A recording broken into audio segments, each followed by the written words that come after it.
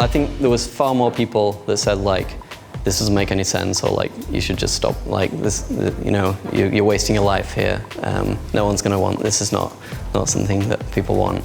There was far more people saying that, but there was enough people, there was a few people that said like, this is a problem I have, and if this existed, I would use it, and some people said if this existed, I would pay for it. So I was like, okay, I'm gonna get building. So then I like started building, and it was about 6 weeks later. I know the total time from like the idea to launching the first working version was 7 weeks.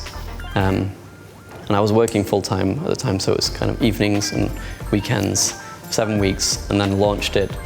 And then had the first paying customer after 3 days, so it was kind of ended up like working out. It was cool. Had a friend that was technically the first paying customer on the first day, but he was just trying to be nice, so I kind of discounted that one.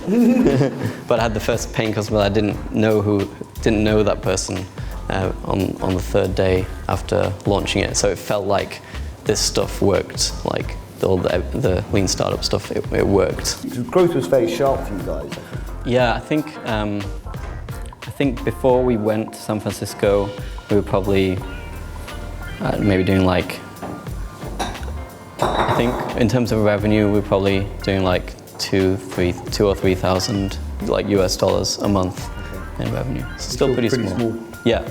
It was like literally just to the point. I remember it was a pretty big mistake. We got to the point where we could afford to live in Birmingham, and then decided to fly to San Francisco and try living there, and it didn't work out too well.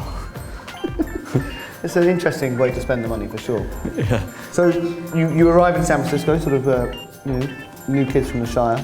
Yeah. And how did you sort of orientate yourself and sort of, you know, begin to network and begin that process of fundraising and finding the angels?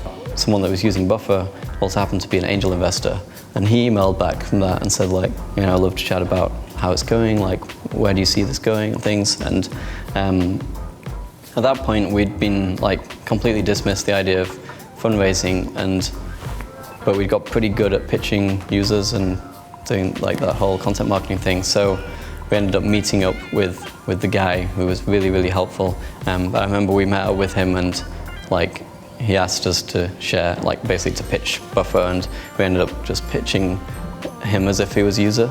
We were saying like, oh, you know, you can do this, it's really cool, like this will be really helpful for you. And we realized like that's not at all what investors are interested in. They want to know like what's in the future, not like what can happen now, and we hadn't thought about that at all, so it was something like, wow, I'm not really sure. Huge thank you to Joel for being so beautifully transparent. Thanks so much, Ben, and thanks everyone.